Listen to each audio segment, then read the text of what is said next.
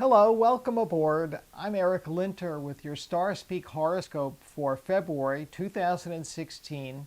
And really, the stars are in a mellow mood as the new month begins. On the 1st, the moon is in Scorpio, where emotions tend to run deep and sometimes be consuming. But a series of fortunate alignments with other planets allows us to express, to get things off our chest and otherwise get closer to people we care about. On Groundhog Day, always February 2nd, the only day of the year when we acknowledge animals, and certainly we owe them so much, the moon is void, of course, in the morning, so the groundhog may feel like sleeping in as well as humans, but essentially, by the end of the day, there's a shift. The moon goes into Sagittarius, and the second half of the day is far more upbeat.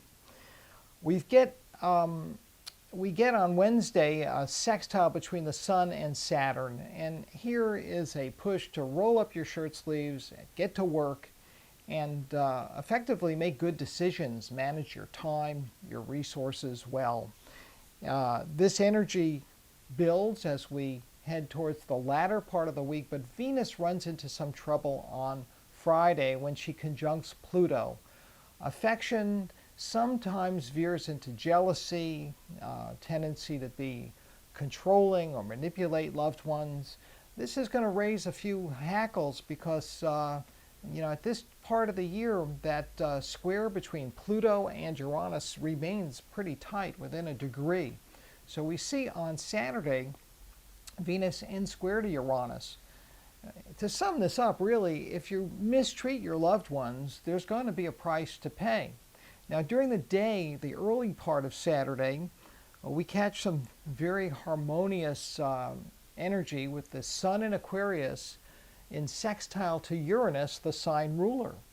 This is great for networking, rubbing elbows with friends, just kind of enjoying life and dreaming about the future. The moon in Capricorn, while it does go void, of course, during the late morning, is also making a whole bunch of favorable alignments with other planets. So during the day on Saturday, enjoy good times with people you care about, but in the evening, plans are likely to change. Be ready to adapt and maybe come up with some new ones. This is easier said than done because the Sun is also testing Mars this weekend. The square is exact on Sunday in the morning, but people can be cranky, impatient, and just kind of feel like they can't get what they want out of life. Again, Venus and Mars come to the rescue as they form a sextile a little later in time for some good Sunday brunching and otherwise, enjoying the late morning period. The moon is really at the end of its cycle. We have a new moon on Monday the 8th. This is the new moon in Aquarius, the Chinese New Year. And with Aquarius, we're talking about planting seeds for the future. So, you may just be inclined to put something on a back burner, but that's okay because intentions that are set now are likely, with this fixed energy of the sign Aquarius, to have some long-term consequence and impact. Venus makes nice with Jupiter during the night of the 9th and 10th. The trine is exact between these planets here on the East Coast Wednesday morning during the wee hours. This is about prosperity, about feeling generous, feeling good about life, taking care of material plane concerns. And this really marks the start of a very upbeat day with the moon in Pisces, also generally making some harmonious alignments. It's a very active midweek period, and for most of us, a constructive day as well. These good energies run into the following weekend when on the 13th, Mars makes a sextile to Jupiter. And here again, we get a kind of boost of enthusiasm, passion, and a willingness to take some risks and to be successful. This is the President's Day holiday weekend, and for many people, that Mars sextile Jupiter will motivate them to get in the car, hop on a plane, and otherwise, be on the move. Also a great aspect for learning and otherwise broadening your horizons. There's more of the same energy on Sunday, the 14th, St. Valentine's Day. We've got a Taurus moon forming a trine to Jupiter in the evening. Treat your loved ones right.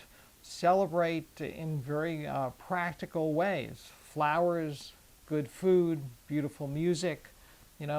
Take in the pleasurable side of the physical world.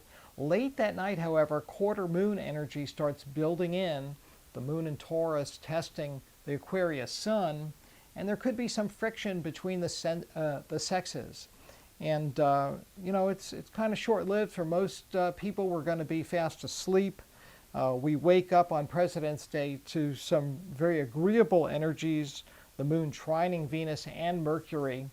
And with the moon moving into Gemini, again, a very lively atmosphere, sociable.